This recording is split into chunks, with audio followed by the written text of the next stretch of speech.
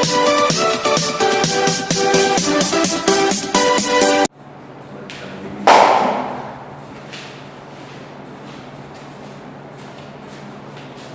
By dx का मान ज्ञात करना है। dy बाई dx का मान निकालेंगे तो पहले इसका अवकलन होगा under root 1 minus x square का अवकलन, फिर 1 माइनस एक्स स्क्वायर का अवकलन, श्रृंखला नियम लगेगा। इसी प्रकार under root 1 minus y square का अवकलन, फिर वाई स्क्वायर का माइनस 2y आ जाएगा, लेकिन dy बाई dx हो रहा है क्योंकि y का x के सापेक्ष अवकलन कर रहे हैं, बराबर a कांस्टेंट है, x का अवकलन 1 हो जाएगा माइनस y का अवकलन dy बाई dx। हल कर लेते हैं, 2 से 2 कट जाएंगे। अब हमें अगर उत्तर में a चाहिए या नहीं चाहिए उस पर डिपेंड करता है। अगर a नहीं चाहिए तो यहाँ से a की वैल्यू निकाल के इसमें पुट कर देंगे, अन्यथा इसका जो आंसर है वो ये भी हो सकता है। dy बाई dx के स्टेप्स को एक तरफ रख लो, ब्रैकेट खोलते हुए a dy बाई dx इधर आ जाएगा minus y upon under root of 1 minus y square dy by dx बराबर a प्लस x बटे under root 1 minus x square. dy by dx common ले लेंगे, यहाँ लघुत्तम आ जाएगा under root 1 plus x square, a under root 1 plus x square plus x हो जाएगा इनटू इसमें जो लघुत्तम था वो 1 माइनस वाई स्क्वायर ऊपर चला जाएगा और बाकी जो गुना में आ रहा है a under root 1 minus y square minus y, जो इसका आंसर होगा। सर जी वो ही अलग है। इसमें एक उदाहरण करने जा रहे हैं जिसके अनुसार एक शंक्वाकार आकृति के कीप के आधार में शीर्ष पर सूक्ष्म छेद से 4 सेंटीमीटर क्यूब प्रति सेकंड की एक समान दर से पानी बूंद बूंद करके टपक रहा है। इसका मतलब ये हो गया कि ये एक शंकु है, शंकु में पानी भरा हुआ है और वो पानी जो है वो इस छेद से 4 सेंटीमीटर क्यूब प्रति सेकंड की दर से नीचे गिर रहा है, यानी आयतन में परिवर्तन है। आयतन कम हो रहा है इसलिए इसको माइनस में लेके चलेंगे, माइनस 4 सेंटीमीटर क्यूब प्रति सेकंड।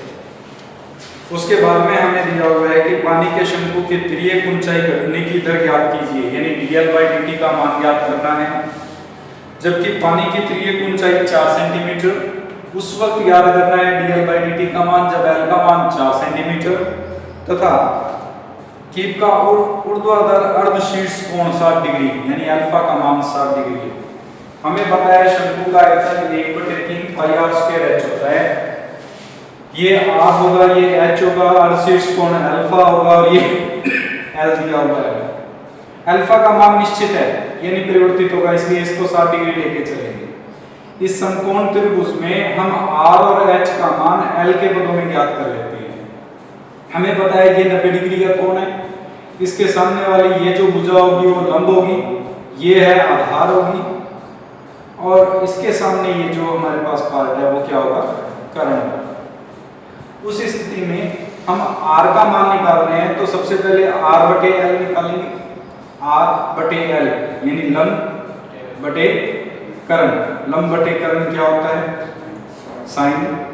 कोण दिया हुआ है 60 डिग्री, तो r का मान आ जाएगा अंडर रूट 3/2 है। कुछ इसी प्रकार से h बटे l निकालेंगे, cos 60 बनेगा। cos 60 का मान 1/2 होता है तो ये l/2 आ जाएगा। ये दोनों मान आयतन में रखें तो आयतन का ये सूत्र बन गया 1/3 पाई r स्क्वायर यानी 3/4 l स्क्वायर इनटू h का मतलब l/2। इससे आयतन आ जाएगा 3 से ये 3 घट जाएगा 1/8 पाई l क्यूब। हमें आयतन में परिवर्तन दिया हुआ है, इसका मतलब अवकलन कर दो t के सापेक्ष, ये बन जाएगा 1/8 पाई 3 l square dl by dt। हमें dl बाई dt का मान निकालना है, जो मान ज्ञात है वो रख देते हैं 3/8 पाई l का मान 4 का स्क्वायर dl बाई dt। इससे dl बाई dt की वैल्यू आ जाएगी -4 गुना 8/3 गुना 4 का स्क्वायर गुना 4 का स्क्वायर यानी 4 गुना 4 गुना पाई। ये 4 से 4 कट गया, 4 दूनी 8, उत्तर आ जाएगा -2/3 पाई सेंटीमीटर प्रति सेकंड। इस तरह से पानी जो है वो नीचे की ओर है।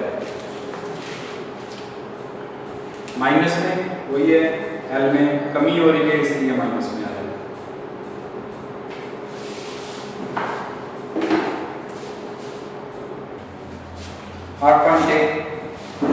नौवां सवाल, पेज नंबर 182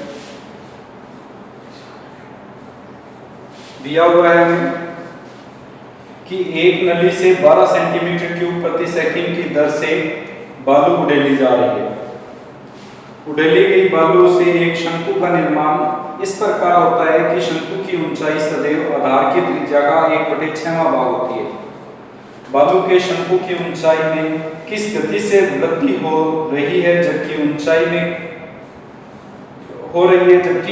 4 सेंटीमीटर है। हमें एक नली दी हुई है, इस नली से मिट्टी उड़ेली जा रही है। इस नली से जब मिट्टी उड़ेल रहे हैं तो इस मिट्टी से एक शंकु बन रहा है। हमेशा जब भी ढेरी बनाते हैं या ऊपर से मिट्टी डालते हैं तो एक शंकु की आकृति बनती है। ये जो शंकु बन रहा है हमारे पास, उसमें लगातार ऊंचाई में परिवर्तन होता जाएगा जैसे जैसे इस पर मिट्टी गिरती जाएगी, इस प्रकार से। अब इसने ये दिया है कि यदि नली से 12 सेंटीमीटर क्यूब प्रति सेकंड यानी इस शंकु के आयतन में वृद्धि हो गई हमारे पास, जो शंकु निर्माण की दर है वो 12 सेंटीमीटर क्यूब प्रति सेकंड है, और जो शंकु की ऊंचाई सदैव आधार की त्रिज्या का 1/6वां भाग, शंकु की ऊंचाई यानी h, आधार की त्रिज्या यानी r का 1/6वां भाग है, यानी h जो है वो 1/6 r के बराबर है। तो ऊंचाई में किस गति से वृद्धि हो रही है, dh/dt का मान हमें ज्ञात करना है, जबकि h का मान 4 सेंटीमीटर दिया जाए। यानी जिस स्थिति में h का मान 4 सेंटीमीटर है उस स्थिति में dh/dt में क्या परिवर्तन हो रहा है या h में क्या परिवर्तन हो रहा है वो ज्ञात करना है। ज्ञात करने के लिए भी आयतन, शंकु का आयतन 1/3 पाई r² h, 1/3 पाई r का मान दिया हुआ है हमें, ये रहा 6h पुट करेंगे तो 36h² हो जाएगा इंटू h, जिसको लिखोगे 12 पाई h³। अब dv/dt निकालोगे जो हो जाएगा 36 पाई h² dh/dt। हमें dh/dt का मान ज्ञात करना है, dv/dt का मान 12 दिया हुआ है बटे 36 पाई गुना h का मान भी दिया हुआ है 4 सेंटीमीटर, तो 4 गुना 4 हल करेंगे, 4 तिये 12, 12 तिये 36, 1/48 पाई सेंटीमीटर प्रति सेकंड, अर्थात 1/48 पाई सेंटीमीटर प्रति सेकंड की दर से ऊंचाई कम हो रही बढ़ती जा रही है। तो एक वक्र दिया हुआ है, वक्र पर उन बिंदुओं को ज्ञात करना है जहां पर स्पर्श रेखा जो है वो x एक्स के समांतर है। हमें पता है कि अगर कोई भी स्पर्श रेखा x एक्स के समांतर हो तो वो x एक्स के साथ 0 डिग्री कोण बनाएगा, और अगर x एक्स के साथ 0 डिग्री कोण बनाएगा तो उसकी जो ढाल होगी वो 0 होगी। ढाल यानी प्रवणता, प्रवणता हमें पता है कि dy/dx से लिखी जाती है। यहाँ dy/dx का मान 0 होगा। हम ऊपर वाले समीकरण को हल करेंगे और dy/dx का मान निकालते हुए उसके बराबर 0 रखते हुए बिंदु ज्ञात करेंगे। इस समीकरण को हल करेंगे तो y² बराबर हो जाएगा 2x + 3 - x², y का मान √2x + 3 - x², dy/dx का मान निकालेंगे तो ये बन जाएगा 1/2 √2x + 3 - x² गुना 2x का अवकलन 2 हो जाएगा माइनस 2x आ जाएगा। इसके बराबर 0 रखना है क्योंकि x एक्स के समांतर है, इसकी प्रवणता 0 होगी। ये भाग तो 0 हो नहीं सकता, ऊपर वाला भाग 0 आएगा। 2 - 2x बराबर 0 लेंगे तो x का मान क्या आ गया, ये x का मान 1 इस समीकरण में प्रतिस्थापित कर दो, y का मान आ जाएगा, x का मान 1 रखेंगे तो ये हो जाएगा 2 + 3 5 -1 यानी √4, जिसको ±2 लिखोगे, अर्थात 1, ±2 पर खींची गई स्पर्श रेखा हमेशा x एक्स के समांतर रहेगी। एक्स एक्स के लंबवत का है, एक्स एक्स के लंबवत का मतलब है कि एक्स एक्स के साथ बनाया गया कोण 90 डिग्री का होगा, और अगर एक्स एक्स के साथ बनाया गया कोण 90 डिग्री का है तो उस स्थिति में प्रवणता जो होगी वो tan 90 के बराबर आएगी। अगर प्रवणता tan 90 के बराबर होगी तो tan 90 का मान अनंत होता है, इसका अर्थ ये हो गया कि 1/0 होगी। अगर 1/0 है तो dy/dx का मान अभी हमने ज्ञात किया है, उसको लिख लेते हैं। ये था हमारे पास 2 - 2x बटे 2 √ 2x प्लस 3 - x स्क्वायर बराबर 1/0। इस स्थिति में ये मान तभी संभव हो सकता है जब √ 2x प्लस 3 - x स्क्वायर का मान 0 हो, या 2x प्लस 3 - x स्क्वायर बराबर 0 हो, या x square minus 2x minus 3 बराबर 0 बने। गुणनखंड हो जाएंगे, x माइनस 3 और x प्लस 1 इसके दो गुणनखंड हो जाएंगे। इससे x का मान एक तो 3 आ जाएगा और 1x का मान -1 आ जाएगा, अर्थात हमारे पास x के दो मान प्राप्त हो गए। इस x के दोनों मानों को अगर हम इस समीकरण में प्रतिस्थापित करते हैं तो y के मान प्राप्त हो जाएंगे। x का मान 3 रख के देखो, 6 + 3 - 9 0 आ जाएगा, और -1 रखेंगे तो -2 + 3 - 1 0 आ जाएगा। इन दोनों ही स्थितियों में y का मान 0 प्राप्त होता है, अर्थात 3, 0 और -1, 0 पर खींची गई स्पर्शरेखाएं x x के लंबवत होंगी। फिर कहा है कि दोनों अक्षों से समान कोण बनाएं। अगर x x और y x से समान कोण, हमें पता है x x और y x के मध्य कोण 90 डिग्री का होता है, अगर दोनों से समान कोण बनाएगा तो 90 का आधा होगा, 45 उधर होगा और 45 दूसरी तरफ होगा, अर्थात हमारे पास अब की बार x x के साथ बनाया गया कोण 45 डिग्री का होगा, और अगर x x के साथ बनाया गया कोण 45 डिग्री का है तो dy/dx का मान tan 45 अर्थात 1 होगा। dy/dx का मान निकाला हुआ है, रख देते हैं 2 - 2x बटे 2 √ 2x प्लस 3 - x स्क्वायर बराबर 1। 2 कॉमन आगे कट जाएगा, 1 - x बराबर 2x प्लस 3 - x स्क्वायर का अंडर वर्ग कर देंगे। वर्ग करने पर 1 + x स्क्वायर माइनस 2x बराबर 2x प्लस 3 - x स्क्वायर। एक तरफ ले आए सभी मानों को, 2x square minus 4x minus 2 बराबर 0, या x square minus 2x minus 1 बराबर 0। इसको हल करके x का मान ज्ञात किया जा सकता है। जो भी x का मान आएगा उसको वापस इसमें समीकरण में रखेंगे, y का मान प्राप्त हो जाएगा। हल कर लोगे इसको आगे।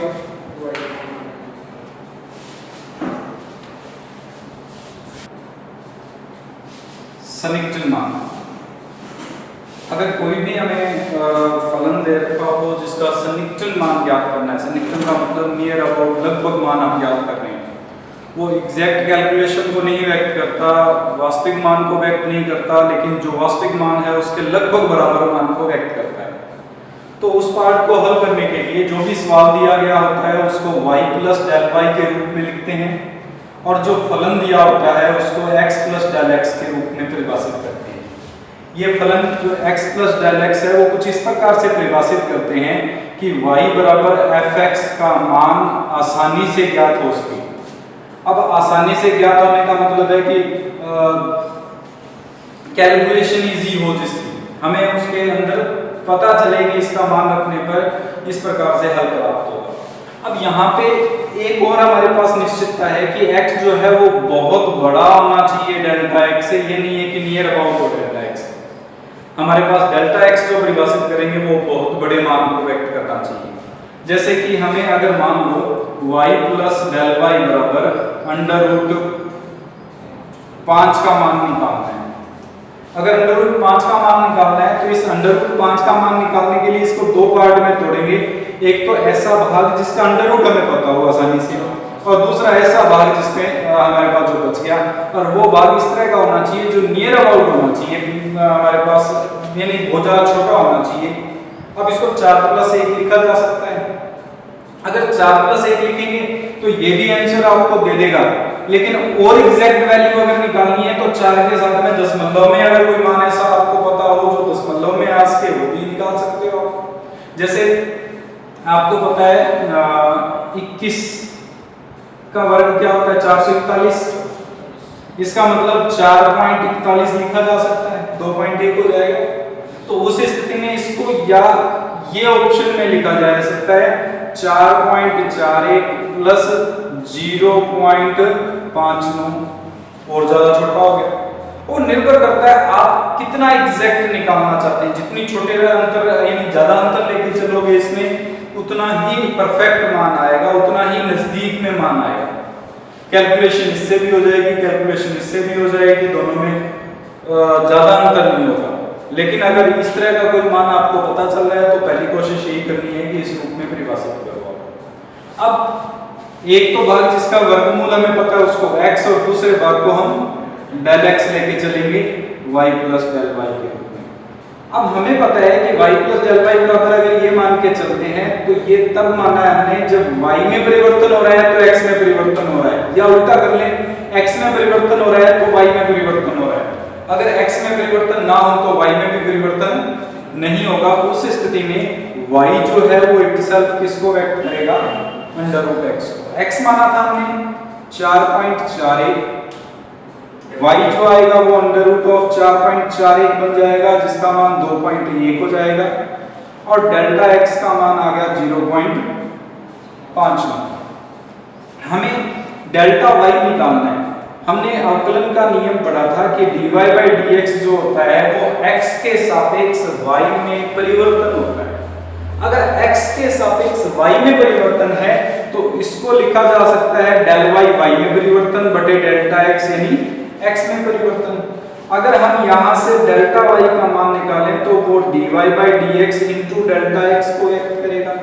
dy by dx का मतलब है इस y का x के सापेक्ष अवकलन अर्थात 1/2 अंडर रूट x और डेल्टा x का मान आपके पास है 0.59। ये मान हम इसमें रख देंगे, ये बन जाएगा 2 गुना 2.1 या 0.59 बटे 4.2। 0.59 में 4.2 का भाग दे दीजिए, जो भी मान आएगा वो dy by dx यानी डेल्टा y का मान हो जाएगा और ये डेल्टा y का मान y प्लस डेल्टा y में रख दीजिए अंडर रूट 5 का लगभग मान प्राप्त हो जाएगा। तो कैलकुलेशन थोड़ी सी बढ़ गई। अगर हम 4 प्लस 1 लेके चलते तो ये कैलकुलेशन थोड़ी छोटी हो जाती। उस स्थिति में 1/4 हो जाता, 1/4 का मतलब 0.25 आ जाता। 0.25 का अर्थ ये हो जाता कि 2.25 लिख देते सीधा। अब इसमें भाग देना पड़ेगा, थोड़ी बहुत कैलकुलेशन एक्स्ट्रा भाग देना और ये सब कुछ तो थोड़ा बहुत नॉर्मल पार्ट है कर सकते हैं। 9 नंबर पेज पर उदाहरण नंबर 36 लेके चल रहे हैं हम।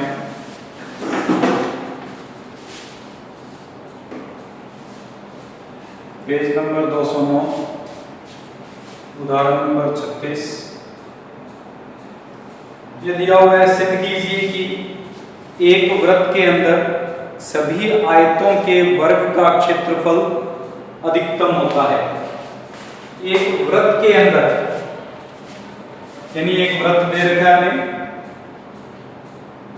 इसके अंदर एक आयत बनाया हुआ है और इस आयत का क्षेत्रफल अधिकतम तभी होगा जब ये वर्ग है। ये हमें सिद्ध करना है।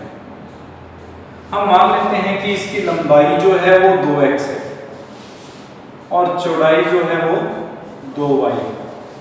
ये वृत्त का केंद्र है। हमें पता है वृत्त के केंद्र से इस पर डाले गए लंब की लंबाई x होगी, ये y होगी, आधी होगी 2y की। और इधर अगर हम चेक करें तो यहां से ये इस जीवा को समद्विभाजित करता है, इसलिए ये x होगा। और हमारे पास ये जो भाग है वो इस वृत्त की त्रिज्या होगी। अब हमें ये दिया हुआ है कि दिए गए वृत्त में हमारे पास अगर कोई भी वृत्त दे दिया जाए, इसका मतलब वृत्त के अंदर तो सिर्फ एक त्रिज्या ही तो होती है, बाकी तो त्रिज्या से परिधि और क्षेत्रफल बनते हैं, लेकिन वृत्त के अंदर एक त्रिज्या होती है दिए गए वृत्त में, अर्थात उसकी त्रिज्या ज्ञात है। अर्थात हमें r को कांस्टेंट लेना है, नियतांक लेके चलना है। हम इसको नियतांक लेके चलेंगे और इस आयत की लंबाई, चौड़ाई और ऊंचाई, आयत की लंबाई हमने मानी है 2x, चौड़ाई हमने मानी है 2y। अगर इसमें संबंध ज्ञात करें तो आर स्क्वायर बराबर हो रहा है y square plus x square के। हमें आयत का क्षेत्रफल अधिकतम करना है। पहले आयत का क्षेत्रफल निकालते हैं। क्या होगा आयत का क्षेत्रफल? लंबाई गुना चौड़ाई। लंबाई इसमें 2x मानी है, चौड़ाई 2y मानी है, इसका मतलब 4xy हो जाएगी। इसके अंदर y का मान रख देते हैं, यहां से निकाल के y का मान under root of r square minus x square, तो a का मान आ जाएगा 4x under root of r square minus x square. अब ये क्षेत्रफल a का मान अधिकतम होगा जब x और y बराबर होंगे, यानी आयत वर्ग बन जाएगा। ये हमें सिद्ध करना है। इसको सिद्ध करने के लिए इसको हल करेंगे। हल करने में एक छोटा सा पार्ट कि अगर गुणा या भाग में अंडर रूट आ जाता हो, जोड़ या घटाव में कुछ ना दिया गया हो उसके साथ में, तो दोनों तरफ वर्ग करके उसको हल कर लिया जाता है, थोड़ा आसान बना दिया जाता है। हम क्या करते हैं, दोनों तरफ वर्ग कर देते हैं। अगर दोनों तरफ वर्ग करेंगे तो ये बन जाएगा हमारे पास ए स्क्वायर बराबर 16x स्क्वायर और इंटू आर स्क्वायर माइनस, इस ए स्क्वायर को z मान लेते हैं। अगर z न्यूनतम या अधिकतम है तो ए स्क्वायर भी न्यूनतम या अधिकतम होगा। हम z के लिए परिभाषित कर लेते हैं इसको, तो ये बन जाएगा 16r square x square minus 16x की घात 4। पहले dz बाई dx निकालते हैं, अवकलन करो इसका। अगर इसका अवकलन करेंगे तो 32r स्क्वायर x माइनस इसका अवकलन 64x क्यूब बराबर 0 रखेंगे। 32 और x कॉमन आ जाएगा, r स्क्वायर माइनस 2x बराबर 0। ये तो 0 हो नहीं सकता क्योंकि x का मान अगर 0 हो गया तो आयत की लंबाई 0 हो जाएगी, आयत ही नहीं बनेगा, वर्ग सिद्ध करने की आवश्यकता नहीं रहेगी। इस स्थिति में ये मान 0 होगा। अगर इस मान को 0 लेके चलते हैं तो r स्क्वायर बराबर आ जाएगा हमारे पास कितना, 2x। इसके लिए हम जांच करेंगे। इसके लिए जांच करने के लिए दोबारा अवकलन करते हैं, d2z बाई dx स्क्वायर निकालेंगे, एक बार और अवकलन हो जाएगा 32r स्क्वायर माइनस 64 दिए 192 x स्क्वायर। ये r स्क्वायर का मान 2x इसमें रख दें तो 64r square minus 192 x square. जो भी मान आएगा वो हमारे पास लेस देन होगा किससे, यहाँ पे r स्क्वायर का मान 2x रखा था, अगर 2x रखेंगे तो क्या बनेगा हमारे पास, r स्क्वायर की जगह 2x रखा है, r स्क्वायर की जगह 2x 64x square. 64x square जब भी घटाएंगे तो वो हमेशा लेस देन 0 बनेगा, माइनस में आएगा। अगर लेस देन 0 है तो d2z बाई dx स्क्वायर 0 से छोटा है, अर्थात z क्या है, उच्चिष्ट। z उच्चिष्ट है तो a भी क्या होगा, उच्चिष्ट होगा। किस बिंदु पर, हमारे पास r स्क्वायर बराबर 2x पर। ये r स्क्वायर बराबर 2x अगर इसमें रख दें तो y बराबर आ जाएगा 2x minus x square, 2x minus x square. तो इससे x बराबर y तो नहीं हुआ, कहीं छोटी गड़बड़ कर गए, x कॉमन लिया था, यहाँ x स्क्वायर आएगा। यहाँ पे r स्क्वायर का मान रखा है 64x स्क्वायर हो जाएगा, और यहाँ पे जब हल करेंगे 2x स्क्वायर रखेंगे, ये आ जाएगा आपके पास y बराबर x के। y बराबर x का मतलब लंबाई और चौड़ाई बराबर हो गई, और आयत की लंबाई और चौड़ाई बराबर हो जाए तो वो एक वर्ग बन जाता है, अर्थात दी गई आकृति का क्षेत्रफल यानी आयत का क्षेत्रफल अधिकतम होगा यदि वह एक वर्ग होगा।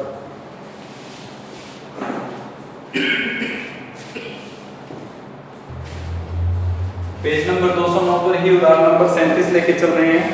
सिद्ध कीजिए कि दी गई तिर्यक ऊंचाई और महत्तम आयतन वाले शंकु का अर्धशीर्ष कोण tan इनवर्स अंडर रूट 2 होता है। हमें ये दिया हुआ है दी गई तिर्यक ऊंचाई, यानी तिर्यक ऊंचाई को हम L को नियतांक मान के चलेंगे। L का जब भी अकेले का अवकलन करना पड़ गया तो उसको हम 0 लेके चलेंगे। और शंकु का महत्तम आयतन, आयतन को अधिकतम करना है। आयतन को अधिकतम करने का मतलब है हमें v जो है शंकु का, उसके लिए अवकलन करना है। शंकु का v अधिकतम करना है वाले शंकु का अर्धशीर्ष कोण ये सिद्ध करना है हमें कि इसका अल्फा का जो मान है वो tan इनवर्स √2 है। अर्धशीर्ष कोण यानी शंकु दिया हुआ है, उस शंकु के अंदर ये हमारे पास शंकु है, इस शंकु की तिर्यक ऊंचाई जो है वो हमारे पास नियतांक है दी गई है। इसका अर्धशीर्ष कोण ये जो कोण अल्फा होगा वो हमें सिद्ध करना है tan इनवर्स √2 के बराबर आएगा। जबकि आयतन अधिकतम हो यानी v को अधिकतम करना है उस स्थिति में, ये हमें पता है कि r होगा और ये हमारे पास h। आयतन होता क्या है? v बराबर 1/3 पाई r² h।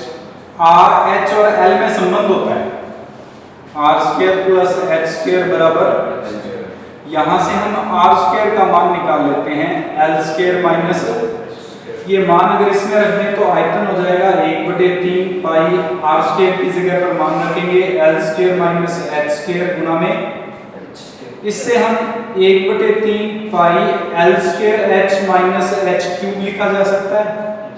अब अवकलन करते हैं, अगर h के सापेक्ष अवकलन करें तो 1/3 पाई तो कांस्टेंट है, ये अवकलन करेंगे तो ये हो जाएगा l² माइनस 3h², इसके बराबर 0 रखेंगे तो l² बराबर आ जाएगा 3h² के। एक बार और अवकलन करके देखते हैं कि क्या आयतन जो है वो अधिकतम है या नहीं है, तो एक बार और अवकलन करने पर ये बन जाएगा माइनस का 6h जो ऋणात्मक आ रहा है, अर्थात v क्या है इसमें अधिकतम। v अधिकतम कब है? जब l² का मान 3h² है।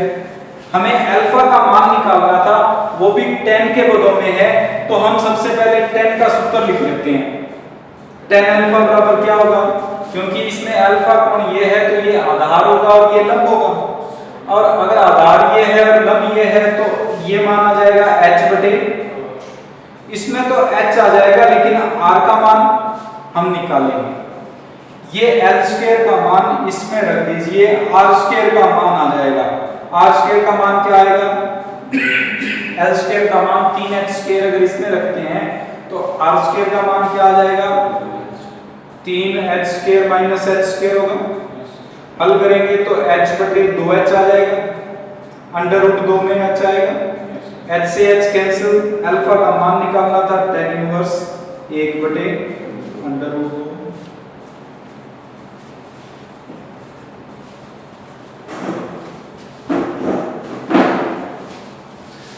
इसमें कई बार सवाल ऐसा भी आता है, ये सेम प्रस्तुतियां दी जाती हैं, आपको इसमें पूछा जाता है साइन इनवर्स के रूप में मान पूछ लिया जाता है, कॉस इनवर्स में पूछ लिया जाता है, वो उसके अनुसार हल करते हैं। h बटे r परपेंडिकुलर अपॉन बेस, आधार लंब बटे आधार h बटे, सॉरी ये गलत लिख दिया मैंने, ये r होता है ये h होता है, जिसके कारण ये r बटे h आएगा, उल्टा कर दिया पूरा पार्ट। r बटे h, r का मान √3h² माइनस h² बटे h, जिसको √2h बटे h लिख सकते हैं, h से h कैंसिल, अल्फा का मान आ जाएगा tan इनवर्स √2।